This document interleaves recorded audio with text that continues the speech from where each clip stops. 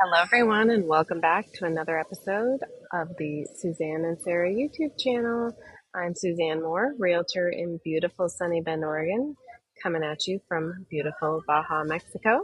I am a realtor with Realty One Group Discovery in Bend and also the founder of the Central Oregon Investor Network, which brings together investors not only from Central Oregon, but from all over the country and sometimes even in Baja to learn from one another, share resources, and create more freedom in our lives through passive income from real estate investments.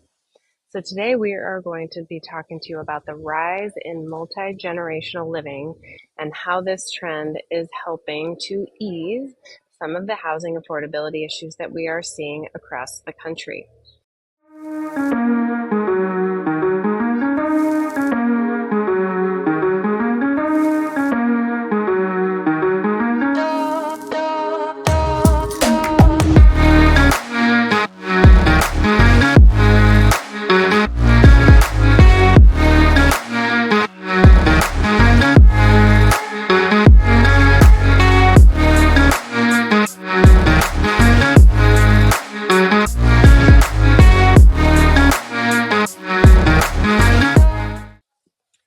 So, have you noticed an uptick in demand for homes that are accommodating multiple generations living under one roof? Well, you are not alone because more and more buyers are getting creative and exploring ways to pool resources and overcome these housing affordability challenges. And one of the biggest trends that we are seeing is co-buying real estate. And this might look like multiple generations purchasing a home together. Maybe siblings are teaming up to buy a property as a way to house hack, so keeping expenses lower by sharing costs.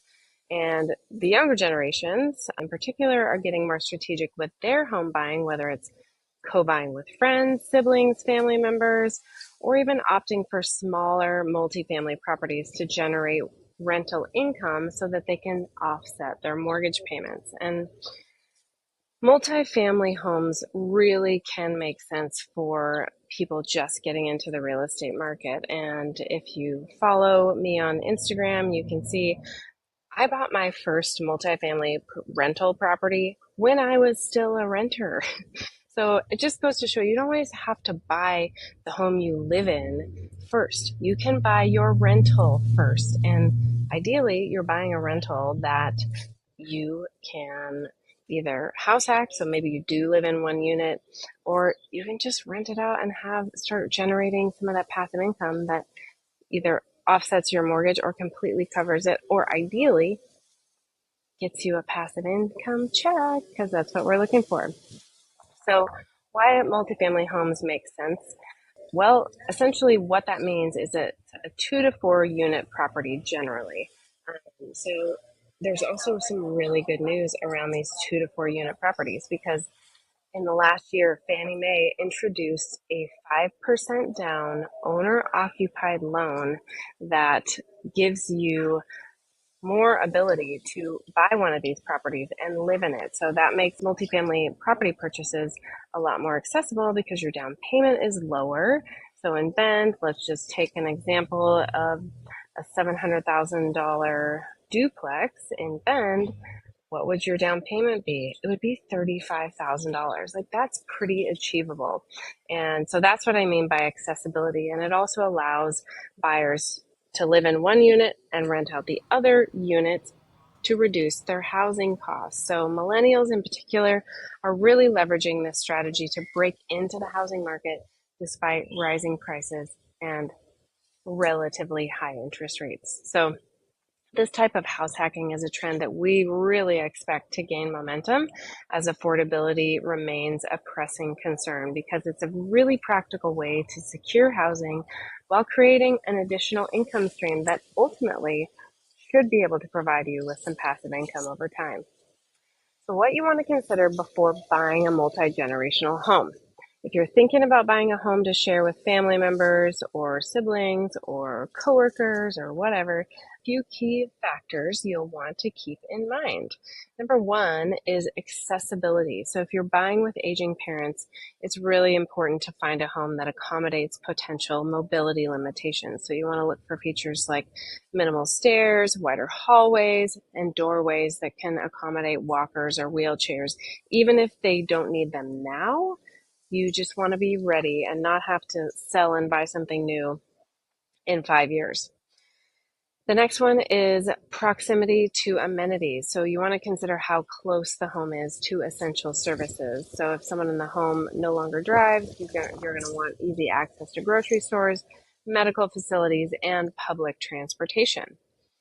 And then, of course, the very important part of privacy and space separation, number three. So while living together absolutely has its benefits in many ways, not just financial, but also social and familial, everyone still needs a little bit of their own space. And so you want to look for homes that come with separate entrances, lock-off spaces, and distinct living areas to really maintain a sense of independence while allowing for these shared living arrangements.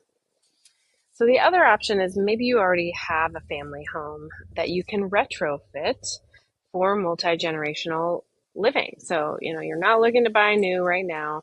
There's lots of ways to modify an existing home to better accommodate multiple generations. So a couple of ideas. You can convert a basement into a separate living area, maybe even have a separate entrance. You could add an exterior entrance to a bedroom to give more privacy for people coming and going. They don't always have to go through the main part of the house and show up at whatever time they do. You could repurpose a garage into a detached bedroom. And that's a really affordable option that avoids the need for additional plumbing. If you want to spend a little more money, probably the max money you would spend with these ideas would be building an ADU or accessory dwelling unit if the zoning laws permit. So in Bend, within the city limits, every single lot that is residential allows for an ADU. You just have to decide if the ROI works for you. Another option is to explore tiny homes or RVs as additional living spaces. So you just want to make sure you're checking those local regulations to make sure that it's all kosher with the city or municipality in which you are located. But that's another great option. Things that are mobile, they can come and go, they can still do their own thing. So multi-generational living is not just a smart financial move. It can also provide a deeper sense of community and that shared responsibility and support for all household members. And as housing costs continue to rise, we expect to see even more creative solutions like these shaping the future of home ownership. So we're always on the hunt for multi-generational homes, places with ADUs, or ways that you can maximize occupancy in a co-living type of environment. So if you are considering multi-generational living, let's talk about the best options for your situation. Thank you so much for joining me today on the Suzanne and Sarah YouTube channel. I hope you enjoyed today's topic of multi-generational living. And if you did, please give us a thumbs up and would love if you subscribe as well. Leave us a comment if you have a comment or a question. And we look forward to seeing you here on the next episode of the Suzanne and Sarah YouTube channel. Bye for now.